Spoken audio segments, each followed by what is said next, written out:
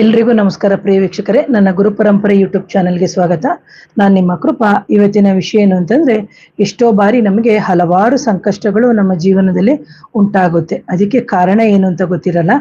ಯಾಕೆಂದ್ರೆ ನಮಗೆ ಒಂದು ಸಂತಾನದ ಸಮಸ್ಯೆ ಆಗಿರ್ಬೋದು, ಅಥವಾ ಮದುವೆ ಲೇಟ್ ಆಗ್ತಾ ಇರ್ಬೋದು, ಅಥವಾ ನಮಗೆ ಯಾವುದೇ ಕೈ ಹಿಡಿದಿರುವಂತಹ ಕೆಲಸಗಳು ಆಗ್ತಾ ಇಲ್ಲ, ಅಥವಾ ಯಾವುದೋ ಒಂದು ಮನೆ ಕಟ್ಟಕ್ ಹೋಗಿ ಕಟ್ಟಿರೋ ಮನೆ ಅರ್ಧಕ್ಕೆ ನಿಂತೋಗಿದೆ, ಅಥವಾ ನಾವು ಸೈಟ್ ತಗೊಂಡಿದೀವಿ, ಸೈಟ್ ತಗೊಂಡಿದ್ರು ಸಮೇತ ಆ ಜಾಗದಲ್ಲಿ ಏನೋ ಒಂದು ಸಂಚಾರ ಆಗ್ತಾ ಇದೆ, ಅಥವಾ ಸರ್ಪಕ್ಕೆ ಸಂಬಂಧಪಟ್ಟಂತಹ ಏನೋ ಒಂದು ಸಂಚಾರ ಆಗ್ತಾ ಇದೆ, ಅಥವಾ ನಮಗೆ ಪದೇ ಪದೇ ಗರ್ಭಪಾತಗಳು ಆಗ್ತಾ ಇದೆ, ಅಥವಾ ಪದೇ ಪದೇ ಆಪರೇಷನ್ಗಳಾಗ್ತಾ ಇದೆ, ಅಥವಾ ಪದೇ ಪದೇ ಆರ್ಥಿಕ ಸಮಸ್ಯೆಗಳು ಬರ್ತಾ ಇದೆ, ಅಥವಾ ಈ ತರ ಹಲವಾರು ಸಮಸ್ಯೆಗಳು ನಮ್ಮ ಜೀವನದಲ್ಲಿ ಬರ್ತಾ ಇದೆ ಅಂತ ಹೇಳಿದಂತಹ ಸಂದರ್ಭದಲ್ಲಿ ನಾವು ಏನ್ ಮಾಡ್ತೀವಿ ಅಂತಂದ್ರೆ, ಯಾರಾದ್ರೂ ಜ್ಯೋತಿಷ್ಯ ಶಾಸ್ತ್ರರು ಅಥವಾ ಯಂತ್ರ ಹೇಳೋರು ಅಥವಾ ಮಂತ್ರ, ಈ ತರ ಹಲವಾರು ಜನನ ನೀವು ಮೀಟ್ ಮಾಡಿರ್ತೀರಿ.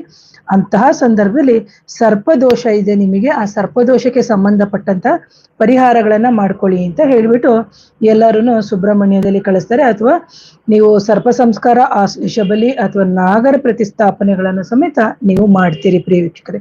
ಆದ್ರೆ ಇಲ್ಲಿ ನಾನು ಏನ್ ಹೇಳ್ತಿದ್ದೀನಿ ಅಂತಂದ್ರೆ, ಯಾವಾಗ್ಲೂ ಅಷ್ಟೇನೆ ಇಲ್ಲಿ ನಾವು ಮೂಲವನ್ನು ಹುಡುಕ್ಬೇಕಾಗುತ್ತೆ. ಇಲ್ಲಿ ಮೂಲ ಬಂದು ಕುಲದೇವ ಶಾಪ ಇದೆಯಾ, ಪಿತೃ ಶಾಪ ಇದೆಯಾ, ಅಥವಾ ಪ್ರೇತಗಳ ಶಾಪ ಇದೆಯಾ, ಮಾತೃ ಶಾಪ ಇದೆಯಾ, ಹಿರಿಯರ ಶಾಪ ಇದೆಯಾ, ಅಥವಾ ದೃಷ್ಟಿ ದೋಷದಿಂದ ಆಗ್ತಾ ಇದೆಯಾ, ಅಥವಾ ಮಾಂತ್ರಿಕ ಬಾಧೆಯಿಂದ ಆಗ್ತಾ ಇದೆಯಾ, ಅಥವಾ ನಕಾರಾತ್ಮಕ ಶಕ್ತಿಗಳು ದೇಹದಲ್ಲಿ ಸೇರಿದಂತಹ ಸಂದರ್ಭದಲ್ಲಿ ಆಗ್ತಾ ಇದೆಯಾ, ಅಥವಾ ನಮ್ಮ ಜಾತಕನೇ ಪಿಶಾಚಗ್ರಸ್ತ ಜಾತಕ ಅಂತ ನಾವು ಹೇಳ್ತೀವಿ, ಅದರ ಸಮಸ್ಯೆಯಿಂದ ಆಗ್ತಿದ್ಯಾ, ಅಥವಾ ಶತ್ರುಗಳು ದೋಷ ಮಾಡಿ ನಮಗೆ ಮದ್ದಿಡು ಇದ್ದಂತಹ ಸಂದರ್ಭದಲ್ಲಿ ಏನಾದ್ರೂ ನಮಗೆ ಆತರ ಸಮಸ್ಯೆಗಳಾಗ್ತಾ ಇದೆಯಾ, ಇದೆಲ್ಲವನ್ನು ನಾವು ಕೂಲಂಕುಷವಾಗಿ ನಾವು ಒಬ್ಬ ವ್ಯಕ್ತಿ ಬಂದಂತ ಸಂದರ್ಭದಲ್ಲಿ ನೋಡ್ಬೇಕಾಗುತ್ತೆ. ಅದರ ಜೊತೆಗೆ ದೇವರ ಒಂದು ಕಾಡಾಟ ದೋಷಗಳು ಸಮೇತ ಇರುತ್ತೆ.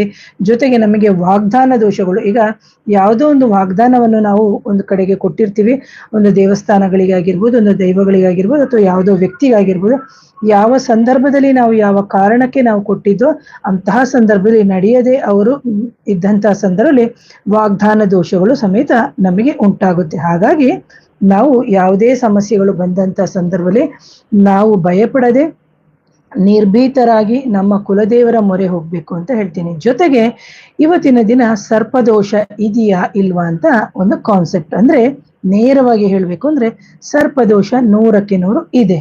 ಆದ್ರೆ ಎಲ್ಲರಿಗೂ ಇದೆಯಾ ಇಲ್ಲ, ಅಥವಾ ಯಾರಲ್ಲಿ ಇರುತ್ತೆ ಅನ್ನೋದಕ್ಕೆ ಶಾಸ್ತ್ರಗಳಲ್ಲಿ ಉಲ್ಲೇಖ ಇದೆ.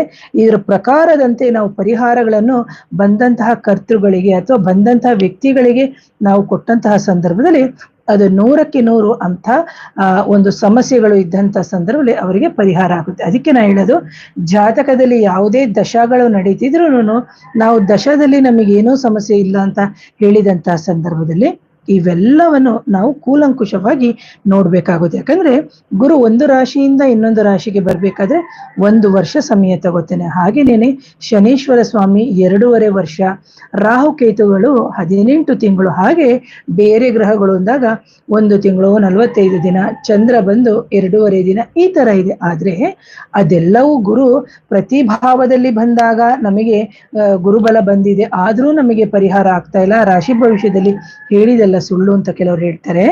ಅಂತಹ ಸಂದರ್ಭದಲ್ಲಿ ನಾವು ಮೂಲವಾಗಿ ಇವೆಲ್ಲವನ್ನು ನೋಡ್ಬೇಕಾಗುತ್ತೆ ಪ್ರಿಯ ವೀಕ್ಷಕರೇ. ಹಾಗೇನೇನೆ ಇವತ್ತಿನ ದಿನ ಸರ್ಪದೋಷ ಅಂತ ನಾನು ಏನ್ ಹೇಳ್ತಾ ಇದ್ದೀನಿ, ಆ ಸರ್ಪದೋಷಕ್ಕೆ ಕಾರಣ ಏನು ನಾನು ಹೇಳ್ತಾ ಇಲ್ಲ, ಅಂದ್ರೆ ಡೈರೆಕ್ಟ್ ಆಗಿ ಸರ್ಪದೋಷ ಇದೆಯಾ ಇಲ್ವಾ ಅದನ್ನ ಜಾತಕದಲ್ಲಿ ಅಥವಾ ಪ್ರಶ್ನಾದಲ್ಲಿ ನಾವು ಹೇಗೆ ಅನಲೈಸ್ ಮಾಡುವಂಥದ್ದು ಅಂತ ಹೇಳ್ಬಿಟ್ಟು ನೋಡಿ. ಪ್ರತಿ ಒಂದು 12 ಭಾವಗಳು ಅಂತ ಇದೆ. ಆ 12 ಭಾವಗಳಿಗೂ ಒಂದೊಂದು ಲಗ್ನಕ್ಕೂ ಒಂದೊಂದು ಬಾಧಕಾಧಿಪತಿ ಅಂತ ಇದೆ. ಹಾಗಾಗಿ ಅಂತಹ ಬಾಧಕಾಧಿಪತಿ ಆಗಿರುವಂತಹ ಗುರು, ಇಲ್ಲಿ ನಾವು ಗುರುನ ನಾವು ತಗೊಳ್ತೀವಿ. ಗುರು ಬಂದು 6, 8, 12ರಲ್ಲಿದ್ರು ಸಮೇತ, ಜೊತೆಗೆ ಈ ಗುರುವಿನ ಜೊತೆಗೆ ಮಾಂದಿ ಇದ್ರುನು, ಅಥವಾ ಆ ಗುರುವು ಮಾಂದಿಗೆ ಕೇಂದ್ರ ಅಂದಾಗ ನಾವು 1, 4, 7, 10ರಲ್ಲಿ ರಾಹು ಇದ್ರೂನು ಅಥವಾ ರಾಹು ಗ್ರಹ ಏನಾದ್ರೂ 4ನೇ ಮನೆ, 6ನೇ ಮನೆ, 7ನೇ ಮನೆ, 8ನೇ ಮನೆ, 10ರಲ್ಲಿ, 12ರಲ್ಲಿ ಇದ್ದಂತಹ ಸಂದರ್ಭದಲ್ಲಿ ನಾವು ಅದಕ್ಕೆ ಸರ್ಪದೋಷ ಅಂತ ಹೇಳ್ತೀವಿ. ಇದು ಲಗ್ನದಿಂದ ಇರಬೇಕು ಅಂತೇಳಿ ನಾವು ನೋಡ್ಕೋತೀವಿ.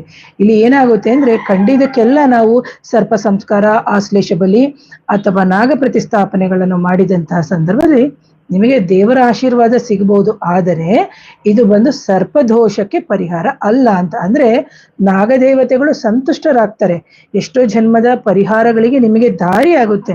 ಆದರೆ ನಿಮ್ಮ ಜಾತಕದಲ್ಲಿ ಈ ಕಾಂಬಿನೇಷನ್ ಇದ್ರೆ ಮಾತ್ರ ನಿಮಗೆ ಸರ್ಪದೋಷ ಅಂತ ಹೇಳ್ಬಿಟ್ಟು ನಾವು ಹೇಳಲಿಕ್ಕೆ ಸಾಧ್ಯ ಪ್ರಿಯ ವೀಕ್ಷಕರೇ. ಹಾಗಾಗಿ ಸರ್ಪದೋಷಕ್ಕೆ ಇದು ಬಂದು ಒಂದು ಕಾಂಬಿನೇಷನ್ ಅಂತ. ಹಾಗೇನೇನೆ ನಾವು ಬಂದು ಇಲ್ಲಿ ನಾವು ನೋಡ್ಬೇಕಾಗುತ್ತೆ ಸರ್ಪದೋಷಗಳು ಅಂತಂದಾಗ ನಾವು ಚರರಗ್ನ ಅಥವಾ ಚರರಾಶಿ ಅಂತ ನಾವು ನೋಡ್ಬೇಕಾಗುತ್ತೆ. ಅದರ ಜೊತೆಗೆ ಸ್ಥಿರ ರಾಶಿ ಅಂದ್ರೇನು, ಸ್ಥಿರ ರಾಶಿಯಲ್ಲಿ ರಾಹು ಯಾರ ನಕ್ಷತ್ರದಲ್ಲಿ ನಿಂತಿದ್ದಾನೆ, ಯಾರ ಭಾವದಲ್ಲಿ ಅಂದ್ರೆ ನಿಂತು ಯಾವ ಭಾವವನ್ನು ದೃಷ್ಟಿಸ್ತಾ ಇದ್ದಾನೆ, ಜೊತೆಗೆ ಕೇತು ಯಾವ ಮನೆಯಲ್ಲಿದ್ದಾನೆ, ಇದನ್ನು ಸಮೇತ ನಾವು ನೋಡ್ಬೇಕಾಗುತ್ತೆ. ಅಂತಹ ಸಂದರ್ಭದಲ್ಲಿ ಇಷ್ಟೇ ಹೆಡೆಯ ಒಂದು ದೋಷ ಇರುವಂತಹ ಸರ್ಪಗಳಿಗೆ ಅಥವಾ ಸರ್ಪಗಳಿಗೆ ದೈವನಾಗರುಗಳಿಗೆ ಅಂತಾನೆ ಹೇಳುವಂಥದ್ದು. ಇಂತಹ ಒಂದು ದೈವನಾಗರುಗಳಿಗೆ ನೀವು ಪರಿಹಾರ ಮಾಡಿಕೊಂಡಾಗ್ಲೇ ನಿಮಗೆ ಕ್ರಮೇಣವಾಗಿ, ಯಾಕಂದ್ರೆ 11 ಎಡೆ, 9 ಎಡೆ, 7 ಎಡೆ ಈ ತರ ಎಲ್ಲ ಬರುತ್ತದೆ, ಏಕ ಇದೆಲ್ಲ ಬರುತ್ತೆ. ಅದೆಲ್ಲವನ್ನು ನಾವು ಸರಿಯಾದ ರೀತಿಯಲ್ಲಿ ಮಾಡಿದ್ರೆ ಖಂಡಿತವಾಗ್ಲೂ ನಮಗೆ ಫಲ ಸಿಗುತ್ತೆ. ಅಂಡ್ ಅಗೇನ್ ಬಂದು ಉಭಯ ರಾಶಿ ಅಂತ ಹೇಳ್ತೀವಿ. ಅಂದ್ರೆ ಚರರಾಶಿ, ಸ್ಥಿರ ರಾಶಿ, ಹಾಗೆ ಉಭಯ ಅಂದ್ರೆ ದ್ವಿಸ್ವಭಾವ ರಾಶಿಗಳು ಅಂತ ಹೇಳ್ತೀವಿ. ಅಲ್ಲಿ ಸಮೇತ ನಾವು ನೋಡ್ಬೇಕಾಗುತ್ತೆ. ಅಲ್ಲಿ ಕೆಲವೊಂದೊಂದು ಸಂದರ್ಭದಲ್ಲಿ ನಾವು ಕೆಲವರಿಗೆ ಏನು ಚಿನ್ನದಿಂದ ಮಾಡಿರುವಂಥದ್ದು ಅಥವಾ ಬೆಳ್ಳಿಯಿಂದ ಅಥವಾ ತಾಮ್ರದಿಂದ ಮಾಡಿರುವಂಥದ್ದು ಅಥವಾ ಕೆಲವೊಂದೊಂದ್ಸತಿ ಬರೀ ನಾಗನನ್ನೇ ಇಟ್ಟು ಪೂಜೆ ಮಾಡಿ ಅಥವಾ ಶಿವಲಿಂಗದ ಕೆಳಗಡೆ ಶಿವಲಿಂಗ ಇರುತ್ತೆ, ಮೇಲೆ ನಾಗನನ್ನ ಇಟ್ಟು ಪೂಜೆ ಮಾಡಿ ಅಂತ ಹೇಳ್ತೀವಿ. ಹಾಗಾಗಿ ನಾವು ನೋಡ್ಬೇಕಾಗುತ್ತೆ ಮೂಲ ಜಾತಕ ಇಲ್ಲವೇ ಪ್ರಶ್ನಾಶಾಸ್ತ್ರದಲ್ಲಿ ನೋಡಿದಾಗ ನಮಗೆ ನಿಜವಾಗ್ಲೂ ಸರ್ಪ ಸಂಸ್ಕಾರ ಅಥವಾ ಸರ್ಪ ದೋಷಗಳು ಅಥವಾ ನಾಗ ಪ್ರತಿಷ್ಠಾಪನೆಗಳು ಇಂಥ ಜಾತಕಗಳಿಗೆ ಅವಶ್ಯ ಇದೆಯಾ ಅಂತ ಹೇಳ್ಬಿಟ್ಟು. ಸುಮ್ಮನೆ ಸಾಮೂಹಿಕವಾಗಿ ಕೆಲವರು ಮಾಡಿಸ್ತಾರೆ, ನಾನು ಇಲ್ಲ ಅಂತ ಹೇಳಲ್ಲ. ಆದರೆ ನಿಮಗೆ ಇಂತಹ ಸಂದರ್ಭದಲ್ಲಿ ಇದ್ರೆ ಮಾತ್ರ ನೀವು ಮಾಡಬೇಕಾಗುತ್ತೆ ಪ್ರೇಕ್ಷಕಂದ್ರೆ. ಬೇರೆ ಎಲ್ಲ ತರದಲ್ಲಿನೂ ನಮಗೆ ನಮ್ಮ ಜಾತಕದಲ್ಲಿ ನಮ್ಮ ಕರ್ಮ ಬಾಧೆಗೆ ಸಂಬಂಧಪಟ್ಟಂತಹ ಸಮಸ್ಯೆಗಳು ಇರುತ್ತೆ. ಹಾಗಾಗಿ ನೋಡ್ಬೇಕು. ಯಾಕಂದ್ರೆ ನಾ ಪ್ರತಿ ಬಾರಿ ಹೇಳ್ತೀನಿ, ಪ್ರಾರಬ್ಧ ಕರ್ಮ, ಸಂಚಿತ ಕರ್ಮ, ಆಗಮಿಕ ಕರ್ಮ ಅಂತ ನಾವೇನ್ ಹೇಳ್ತೀವಿ ಅದಕ್ಕೆ ಕರೆಕ್ಟ್ ಆಗಿ ನಾವು ನೋಡ್ಬೇಕು. ಜೊತೆಗೆ ಪ್ರೇತ ಶಾಪಗಳಿದ್ದಾಗ ಅದಕ್ಕೆ ಬೇರೆ ಪರಿಹಾರ, ಹಿರಿಯರ ಶಾಪ ಇದ್ದಾಗ ಬೇರೆ ಪರಿಹಾರ, ಸ್ತ್ರೀಯರ ಶಾಪ ಇದ್ದಾಗ ಬೇರೆ ಪರಿಹಾರ, ಪ್ರೇತ ಶಾಪ ಇದ್ದಾಗ ಬೇರೆ ಪರಿಹಾರ, ದೃಷ್ಟಿ ದೋಷಗಳು, ಬ್ರಾಹ್ಮಣ ಶಾಪಗಳು ಅಥವಾ ಬಾಲಗ್ರಹ ಪೀಡೆ ದೋಷ ಇದ್ದಂತಹ ಸಂದರ್ಭದಲ್ಲೂ ಸಮೇತ ನಾವು ಬೇರೆ ಬೇರೆ ಪರಿಹಾರಗಳನ್ನೇ ಮಾಡ್ಕೋಬೇಕು. ಜೊತೆಗೆ ಕೆಲವೊಂದೊಂದು ಜಾತಕದಲ್ಲಿ ಪಿಶಾಚ ಗ್ರಸ್ತ ದೋಷಗಳು ಅಂತ ಇರುತ್ತೆ. ಅಂತ ಪಿಶಾಚ ಗ್ರಸ್ತ ದೋಷಗಳು ಅಂತ ಹೇಳಿದಂತಹ ಸಂದರ್ಭದಲ್ಲೂ ಸಮೇತ ಅದಕ್ಕೆ ಸಮೇತ ನಾವು ನೋಡ್ಬೇಕಾಗುತ್ತೆ. ಯಾಕೆ ಇವರಿಗೆ ಪಿಶಾಚ ಗ್ರಸ್ತ ಆಗಿದೆ ಅನ್ನೋದಕ್ಕಿಂತ ಯಾವ ರೀತಿಯಾಗಿ ಇವರು ಪರಿಹಾರ ಮಾಡಿಕೊಂಡು ಮುಂದಿನ ದಿನದಲ್ಲಿ ಇವರ ಸಮಸ್ಯೆಗಳನ್ನ ಪರಿಹಾರ ಮಾಡ್ಕೋಬಹುದು ಅಂತ. ಹಾಗಾಗಿ ಯಾರಿಗಾದ್ರೂ ಈ ತರ ಕಾಂಬಿನೇಷನ್ ಇದ್ರೆ ಮಾತ್ರ ನಿಮಗೆ ಸರ್ಪದೋಷಗಳು ಇರುತ್ತೆ.